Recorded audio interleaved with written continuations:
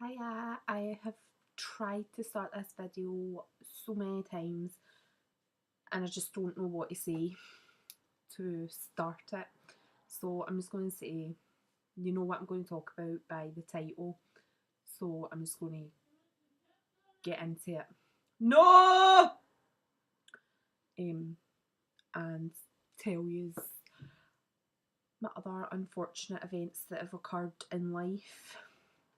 So if you remember, or if you have watched my videos before, you remember that last year, back in May, I had a miscarriage. That was about, I think that was a 12-week miscarriage I had. The sac measured 12 weeks, but the baby stopped growing at 7 weeks. Well, this time I've had a miscarriage at about 5 or 6 weeks. I'm not too sure how many weeks it was because I didn't get a scan picture or anything and I didn't see the baby. There was no baby when I went for the scan. So I'll explain all that with the rest of the video. So first of all, I found out that I was pregnant again on the 1st of February. This all happened within like a week, so it's just been like happy, then zoom, downhill. 1st of February I found out that I was pregnant. Now, my last period that I had was on the 4th of December, so that was like my period finished on the 4th of December. I didn't have a period in January, and then on the 1st of February I thought I better take a test. Before that I took a test on the 7th of January because obviously I was meant to have a period on the 1st or round about the start of January. So I took the test on the 7th of January and it came up negative. Then on the 1st of February when I took 2 tests. The first one was just like a wee cheap one from Pound Shop, and then the second one was a clear blue digital that said pregnant and plus 3 weeks. Well, it just said 3 plus, but on the instructions for that it says that if it says 3 plus, the doctors would say that I was 5 plus, which kind of works out right. So when I found out that I was pregnant, well, I had positive tests. I phoned my local doctors, but the receptionist there gave me the gave me the phone number for my local early pregnancy unit. So I phoned them and she just worked out the dates and said it would have been around about 5 or 6 weeks. So she gave me an appointment for an 8-week scan to go on the 16th of February. So that was all fine. I come off the phone from her. Then the next day, went to work and everything was fine. When I come home that night, I was had slight cramping and I noticed a brownie discharge. So I started to get paranoid about that. And then when I was wiping, the brown, it was dark brown blood, when you have an old period and the dark brown colour comes. It was like that. So I was in a total panic. I went to sleep and I woke up on the Friday and I was really worried. So I got up anyway and I got dressed for work and I was going to go to work. Then I said to my boyfriend and I was like, do you think I should go to the doctor? So I phoned up the early pregnancy unit again on, this is the Friday morning. I phoned up the early pregnancy unit at 8:30 because that's when it opens. And I told her what happened and I was a complete state, couldn't talk, and I was and everything, and she was just calm down. If it's brown blood or pinkish colour, I'm not concerned, but I'll get you in for a scan anyway. So she told me to come in at 10 o'clock that morning and she would get me a scan. So I went in, told her that I'd had bleeding, well, not bleeding, but it was on the tissue paper, on the toilet paper when I wiped, but it wasn't going onto my pants or anything. I didn't need a pad on because there was nothing going onto my pants. It was just on the tissue paper when I was wiping. Why do I keep saying tissue paper? Toilet paper. So I explained all that to her and she done the test. She done on my stomach first, that test. that scan, but she said that she would get a closer look using our wee internal scan. So that was fine. I done one of them, and she got closer in.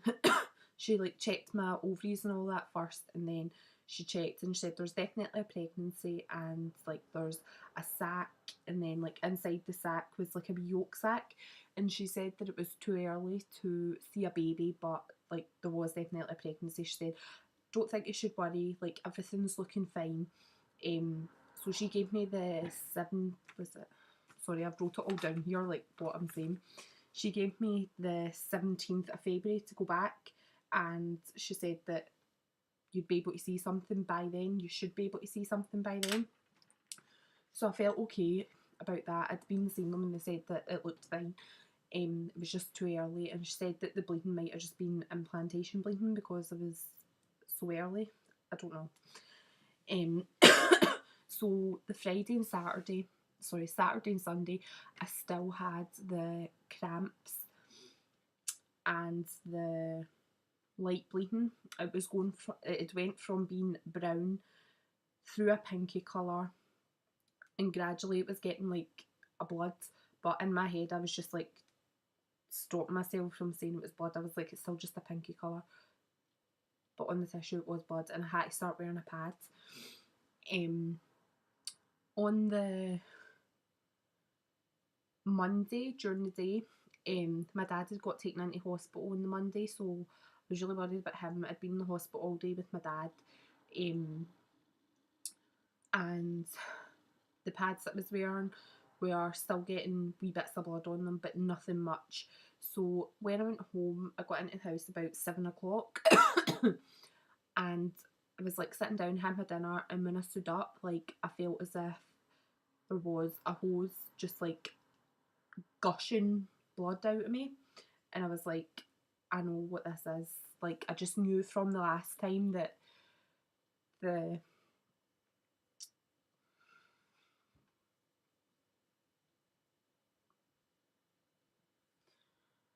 I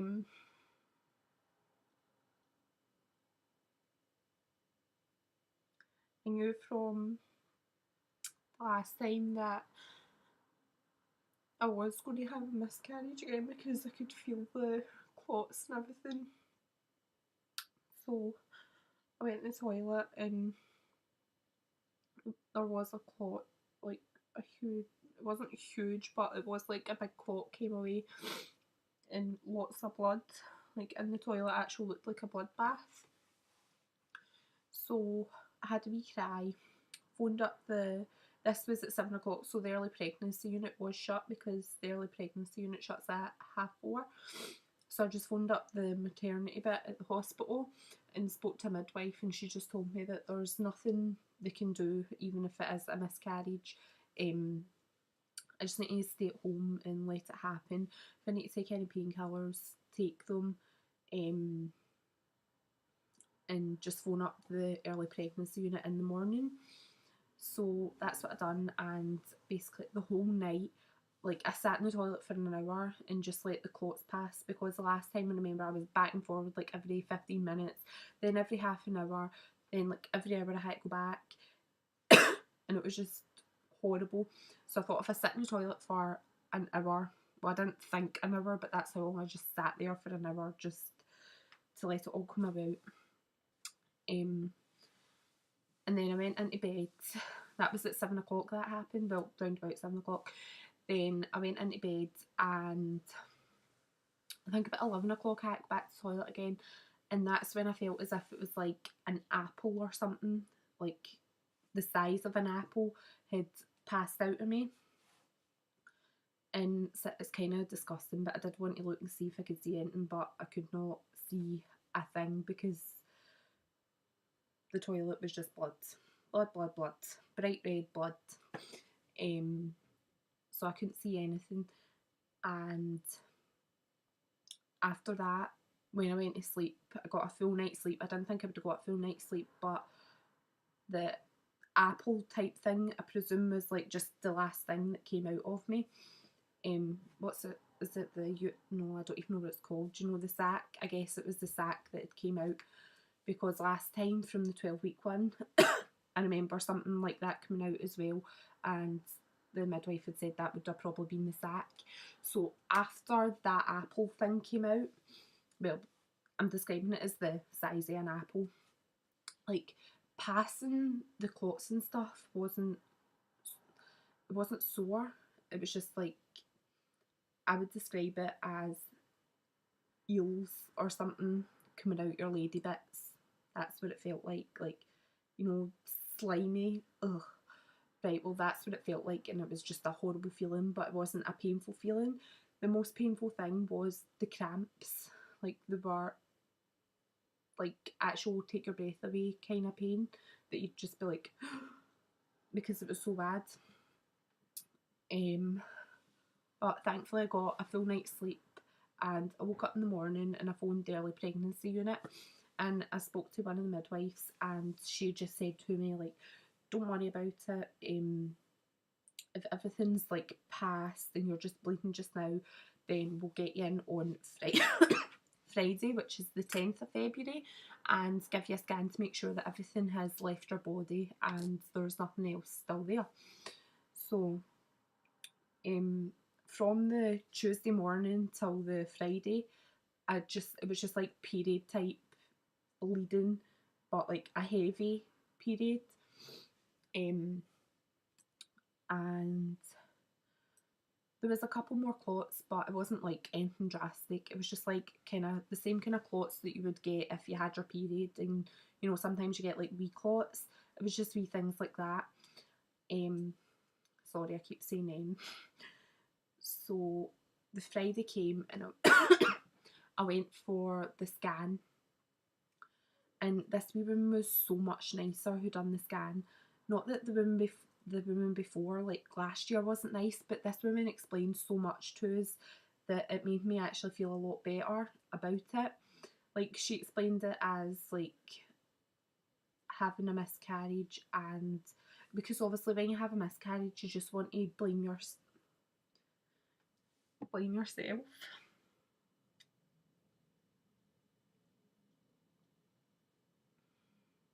because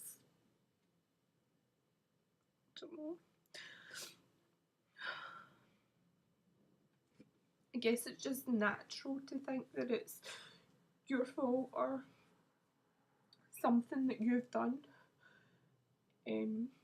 But she like explained to us that when it's like first trimester, if you have like a miscarriage in the early weeks,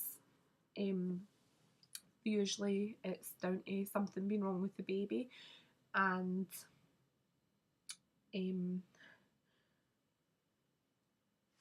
your body's like trying to get rid of it because it knows that the baby isn't going to develop and be healthy.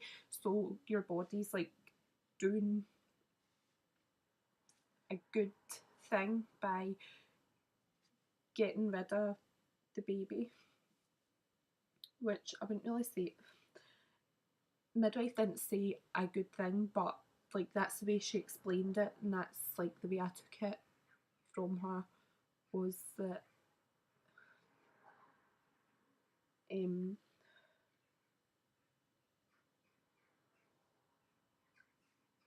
your body's just doing what it's meant to do, so you don't develop a baby that's, I don't know, not going to develop properly, and then later on you go through even more trauma. So she explained all that to us, and then she gave me the internal scan, and she was just talking through it, like being really nice, and she just said that everything had passed, and like my womb uterus area was like back down to being like a centimetre thin, and that everything looked fine. So like she'd looked over my ovaries and all that in my womb area and says that that was all fine, looking like there was nothing suspicious looking there. Then I told her that from like about Wednesday, Thursday, I was feeling really dizzy and sick. So she took some blood from me to make sure that I wasn't anemic, there was no infection, and to make sure that my hormone levels had dropped. So that was fine. I gave blood, and I hate giving blood. It's not. Oh, it's kind of picking up. Like she jabbed it in there, and somehow I ended up with a bruise down there. Anyway, um, she took the blood and she said that my results would be back in the afternoon. She'd give me a call. So the afternoon came and went, and it was like 4:30, and I thought, well, it's a Friday, they'll probably phone me back on Monday. But at 7 o'clock that night, she gave me a call to say that my blood results were back and everything was fine. I didn't have any infection, I wasn't anemic, and my hormone levels had dropped to 426. And she said the week before my hormone levels would have been over, was it 1500 or something? So, well, she said they would have been over 1500 if there was a pregnancy there, which the other woman had said there was, and I could see the bee sac and everything. So there was a pregnancy there, so it would have been over 1500. But they have dropped, so they were going down. But she says that the only thing that was concerning her was that my platelets were slightly high. They were 421, and she said that the highest they should be was about 400. So she checked from last year's blood, and my blood, the platelets last year were 396. So she said that last year they were on the high side of normal, but I have to go to my GP, so I'm going to my doctor's on Monday just to like make sure that everything's okay. With the blood being, well, the platelets being a bit high, so I have to go there on Monday to see about that. And that's all really. Like, just now I'm still bleeding. It's just kind of still a light bleeding, not light, but it's not like heavy anymore. It's just like a period kind of blood. And she says that if that lasts any more than 10 days, if I'm still like bleeding and cramping any more than 10 days, I have to give her a call back and I have to go back in. So this is now Sunday. I don't know when I'm going to put this video up, but this is now Sunday the 12th of February. I'm going to the doctor's tomorrow, so I've got until Wednesday for the bleeding and cramping to stop, or I have to go back in. So hopefully I'll keep you up to date and let you know all that, like if it's stopped or whatnot. What I want to say also is, like, I told a few people like that I had a second miscarriage, and it's like a couple of people have said to me, well, if they told you why this is happening, like this one person said to me, have they told you why that's happening all the time? I'm like, that is really not something to say to somebody that's just gone through a miscarriage. Like, it's none of your business why it's happening.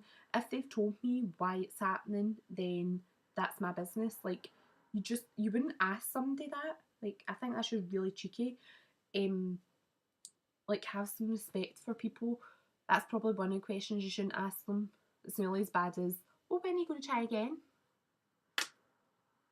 That is what I say to you, kind of people that ask them questions. Like, I know, like, some people don't even mean it in a bad way, but it's just like, I feel like it's dead nosy, especially when you don't even talk to the person that much and you ask them a question like that. It's like, fuck you too. You know, it might happen to you one day and then you'll understand. Yeah, that should be, I don't know. I think people just don't think, like, when people used to say to me before I had a miscarriage, they'd be like, oh, I've had a miscarriage, and I'd be like, oh, that's a shame. But no, sorry, nobody actually understands what you go through when you have one. It's like, oh, has everything left you now? Yeah, everything has gone out my body, I'm not pregnant anymore. Alright, okay, so you're fine now, yeah? Yeah, I'm fine. No, I'm not. But you're not going to say to somebody that you're not fine, are you? It's like, it's just the thing you say. How are you? I'm fine. Like, if somebody walked past me in the street right now and was like, how are you? They'd never know because I'm hiding it and I don't need to tell them. Like, right now, hardly anybody knows. Like, nobody knows. So when I walk past somebody in the street, they're just going to be like, hi, how are you? And I'll be like, oh, I'm fine, how are you? Because I can fake this bitch. Which is kind of good because, you know, you don't need everyone knowing your business, but I just feel like I want to put this out there and let people know that you're not alone and everyone goes through it. So, yeah. Okay, I bet you I've got loads more stuff that I want to say and I just can't think of anything else to say right now. It's like, this time around, because I think because it was only 5 weeks, I feel as if it wasn't as painful. Also because I didn't see a baby. As soon as I found out I was pregnant, I had the what if thought in me that just kind of like was like, what if this happens again? So I didn't get my hopes up. I haven't seen a baby, so I don't feel as sad. It is still sad. I still have lost something. It was just too tiny to see, but it's still a loss. And some people don't understand that. They think, well, you never seen anything, so how can you have lost it? But again, until you've been in that like situation, then you don't understand really what it's like at all. I feel like I'm not actually as heartbroken. That's what I'm trying to say. I feel like I'm not as heartbroken this time as I was the last time. Although I don't really know why, because like obviously I still am so upset. And then there's still like the thought of this is the second time this has happened, and like you just start to question yourself. That's another thing the midwife said. She's like, the first time it happens, like it happens, but the second time it happens, you're just unlucky. Like apparently 2% of people go on to have a second miscarriage, and I'm the oddball that goes on to have a second miscarriage for some unknown reason. So yeah, and apparently third time miscarriages are very unlikely. And yeah, I don't know. She says that like in somebody's life, like pregnancy lifetime, they will have a miscarriage, which is strange to think that there's people out there with like 8, 9 kids and they've never had a miscarriage. Or maybe they have had a miscarriage and they've just not spoke about it or stuff, or I don't know. I just think we should be more open about it and talk about it and let us all know that it is a normal thing that happens. Like, it's so, so sad, but when you think 1 in 4 women have a miscarriage, that, you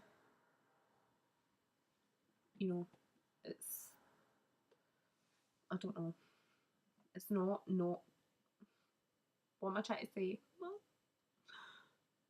it's common,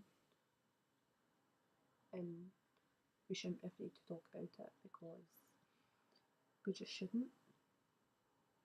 But I feel like because the last time I had the miscarriage, I